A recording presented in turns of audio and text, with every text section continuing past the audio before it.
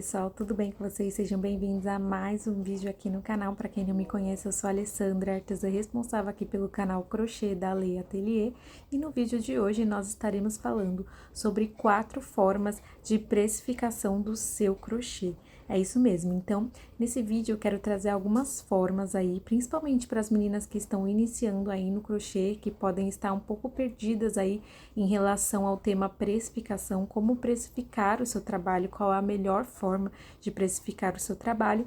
Então, nesse vídeo eu vim trazer aí 4 formas mais utilizadas aí pelas crocheteiras para estar precificando o trabalho delas, né, dentro do seu ateliê. E essas nomenclaturas que eu vou estar trazendo aqui para vocês, gente, não é um consenso comum, tá? Eu só coloquei mesmo aí baseado aí no aprendizado que eu tive ao longo dos anos, né? No que eu vi, no que eu vejo, assim, as meninas falando a respeito aí de como elas precificam, né? Um tema bem polêmico, um tema que tem muitas controvérsias aí, mas acredito que essas 4 formas, elas podem nos nortear aí para a gente poder avaliar como devemos precificar o nosso trabalho, né? Para que nós não tenhamos prejuízo e para que isso se encaixe dentro da realidade do nosso ateliê. E no final, vou dar mais umas dicas bônus aí, né, que podem nos ajudar aí a nortear realmente a nossa precificação, tá bom? Então, a primeira precificação que eu coloquei aqui, né, hoje não estou com a minha agulha, nem com o meu novelo, mas estou aqui com o meu caderninho com algumas anotações, e esse vídeo realmente é para trazer um pouco desse tipo de informação para vocês. Então, a primeira precificação que eu coloquei aqui é a precificação completa, né? Essa precificação completa, ela inclui os custos fixos, os custos variáveis e a margem de lucro. Então, geralmente, para quem tem um ateliê aí, você aluga um espaço para ter o seu ateliê, tem uma estrutura maior aí, né? Geralmente, as meninas trabalham nas suas casas, tem ali um cantinho onde elas, né, trabalham dentro das suas casas, mas também tem aquelas que têm uma estrutura maior, ou seja, elas alugam um espaço para ter o seu ateliê, para guardar os seus materiais, para atender as suas clientes, enfim. Então, essa precificação completa, ela é mais para esse tipo, né, de ateliê, né, um ateliê que tem gastos maiores aí para poder manter a sua estrutura.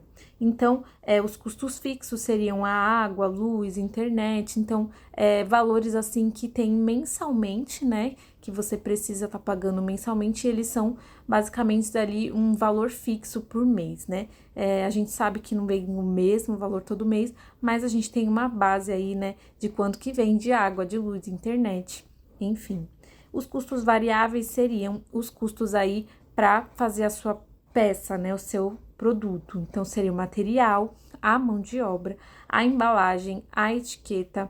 Então, aí, isso vai estar embutido dentro do preço aí do produto, né? Então, o material, ele é variável porque, dependendo da peça que você vai fazer, você vai gastar uma quantidade diferente de material, né?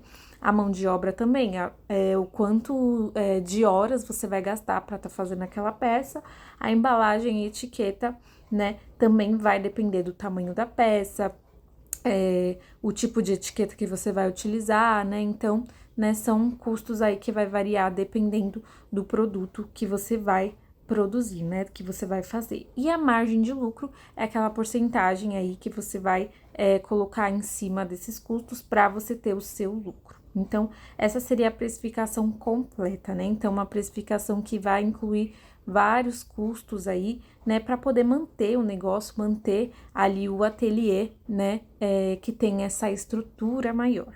Então, a precificação intermediária agora, né?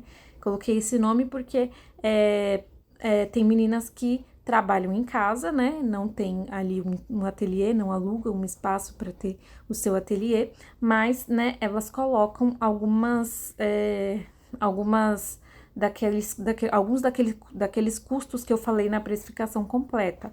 Então, geralmente a precificação intermediária, as meninas que utilizam esse tipo de precificação, ela vai incluir os custos variáveis, que são o material, a mão de obra, e elas vão adicionar o valor da embalagem para os seus produtos. Tem produto que você vai utilizar um mínimo de embalagem, né? Então, se você quiser adicionar esse valor aí no preço aí da sua peça, você pode adicionar.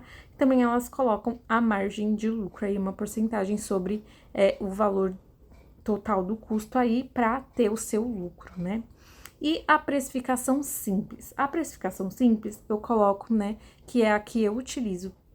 Ela é apenas o custo do material mais a mão de obra. Então, para mim, essa é a forma mais fácil, né, de precificar, tá? E, ao meu ver, né, pra mim, Alessandra, o lucro já está embutido na mão de obra, porque para mim, o trabalho que eu produzo, para mim já é o meu lucro. Então, tem gente que não concorda com isso, mas por enquanto eu prefiro fazer assim. Futuramente, conforme o ateliê for crescendo, né, for ter uma estrutura maior, talvez aí eu coloque aí uma margem de lucro, né, para que, né, eu possa estar aí reinvestindo também no meu negócio e também, né, realmente ter aquele lucro mais visível, né? Mas por enquanto, para mim, dessa forma, a precificação simples para mim é o que mais se encaixa na minha realidade. Então, o custo do material, né, claro, e a mão de obra é aquilo que eu utilizo para precificar a minha peça, tá bom?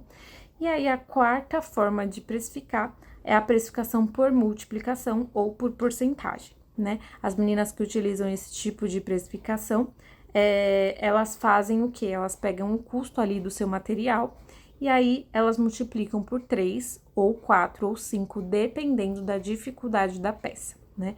Então, tem meninas que se fazem uma peça mais simples, que não vai tanto material, elas multiplicam por 3.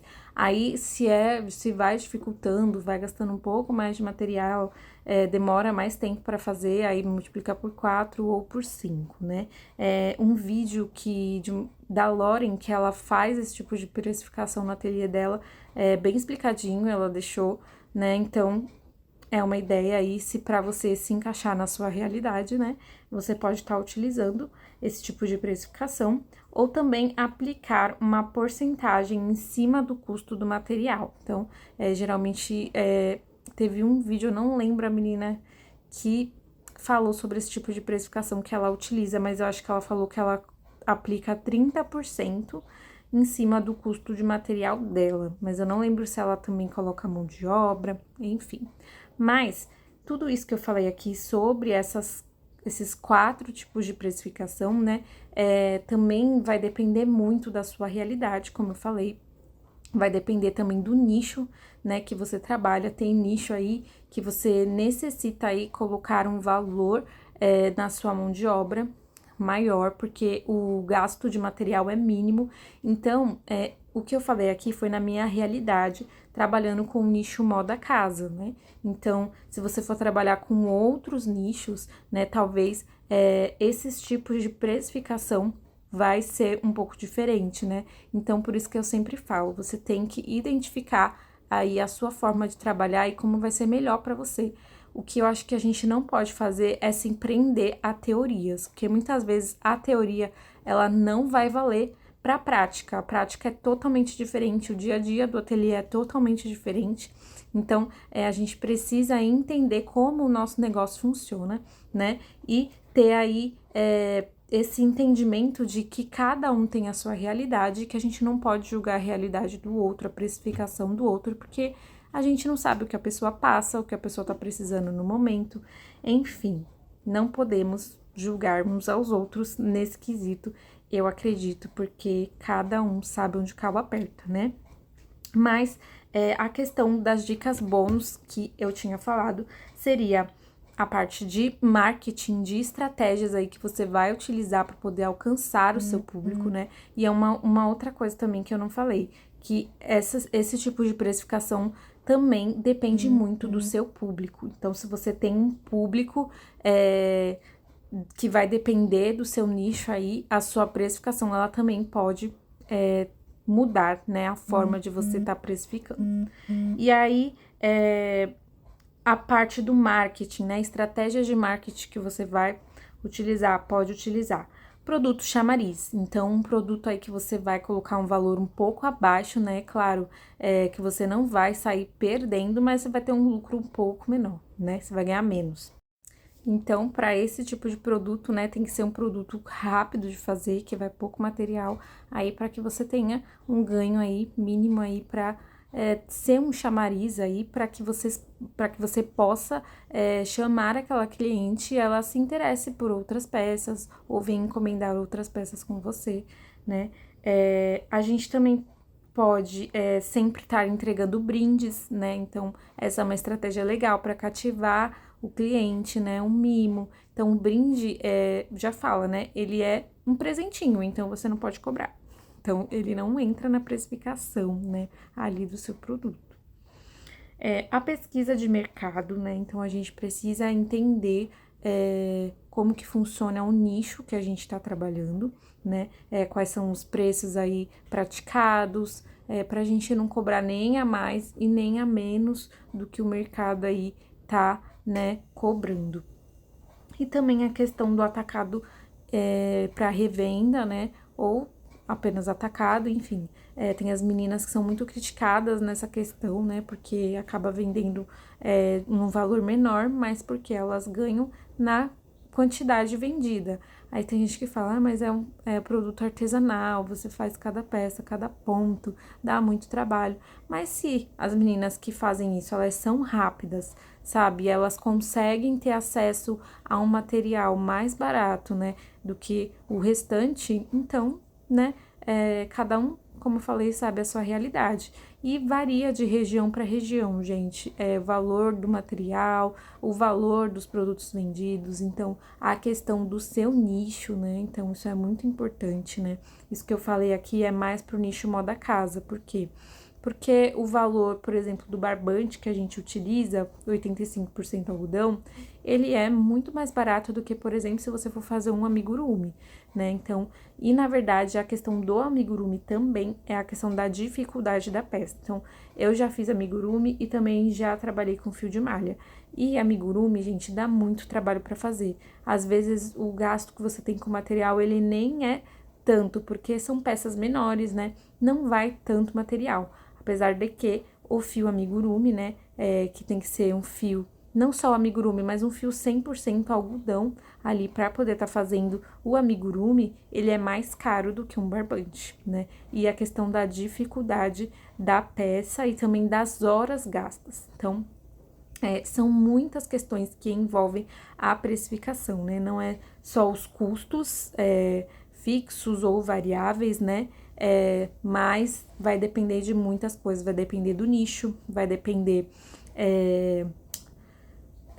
das horas gastas, né? Ou, por exemplo, se você faz o crochê só por uma renda extra ou se o crochê é a sua renda principal.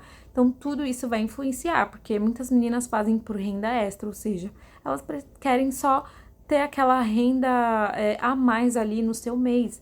Então, tudo bem elas fazerem, assim, num valor mais acessível, ou também aquelas que querem atingir o público com menos poder aquisitivo. Tudo bem, entendeu? É um tipo de público. Então, gente, o mercado tem diversos tipos de público, diversos nichos, sabe? E não tá... o mercado do crochê, ele tá super em alta e tem vários nichos que você pode trabalhar. Depende do qual você vai se identificar. O que você se identificar, você estuda a fundo ali, estuda peças que você gosta de fazer, né? Para que isso também não se torne algo pesado para você. Então, o crochê, ele precisa ser leve na nossa vida. A precificação, ela precisa ser leve na nossa vida, sabe? Vamos parar de criar polêmicas e olhar para a grama do vizinho e focar no nosso trabalho, em crescer o nosso trabalho, né?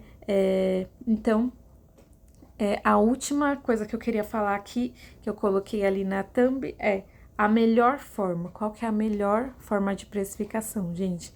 A melhor forma, como eu já disse aqui, é aquela que se encaixa na sua realidade. Então, aquela forma que se encaixar na sua realidade, que você achar que é melhor para o seu negócio. E se você achar praticar aquela forma por um tempo e depois achar que precisa fazer de outra forma, tudo bem, é assim mesmo, a gente vai aprendendo e a gente vai melhorando. E então é isso. A melhor forma de precificar o seu trabalho é aquela que se encaixa na sua realidade. Se você acha que deve cobrar tal custo ou não deve cobrar, se isso for bom para você, tudo bem, né? Então, é isso, gente. É isso que eu gostaria de deixar nesse vídeo, né? É uma forma de nortear também quem está começando ou quem, né, já passou aí por várias formas de precificar, porque a gente vê muita teoria e muitas vezes quando a gente vai aplicar na prática é diferente. Então, a gente precisa entender o nosso negócio e fazer da forma que é melhor para nós. E aí, estudando também um pouco a questão de finanças, de empreendedorismo, você vai melhorando. Não tô falando aqui que eu sei de tudo, que isso aqui que eu tô trazendo é um curso, de forma alguma, mas é um pouco daquilo que eu, né, entendi aí ao longo dos anos trabalhando com o crochê e muita coisa ainda eu tenho que melhorar, eu sei, mas por enquanto, como eu falei, eu ainda estou na precificação simples, né? Para mim é a melhor forma, porque o meu desejo primeiro é atingir um público, né, que quer um crochê mais acessível, né? Eu acredito que o crochê é para quem gosta, é para quem pode comprar, né? Mas tem as pessoas também que gostam e não podem comprar por um valor tão caro. Então, acho que a gente precisa também atingir esse público, né? É claro, as peças, eu não vou ser, né, maluca de cobrar muito barato para não ganhar nada, né? Mas ao longo do tempo a gente vai amadurecendo aí as nossas ideias, amadurecendo aquilo que a gente vai, né, vendo por aí, vendo que vai dando certo. E é isso, gente. Espero que vocês tenham gostado desse conteúdo. Se foi útil para você, deixa seu like, deixa seu comentário, me diz aí qual forma você utiliza ou qual forma aí se encaixa melhor na sua realidade e compartilhe com uma amiga crocheteira e que a gente possa se ajudar e se fortalecer e não se julgar aí no nosso, na nossa comunidade de crocheteiras, crocheteiros, enfim. Mas é isso. Então, espero que vocês tenham gostado. Fiquem com Deus. Tchau, tchau e até o próximo vídeo.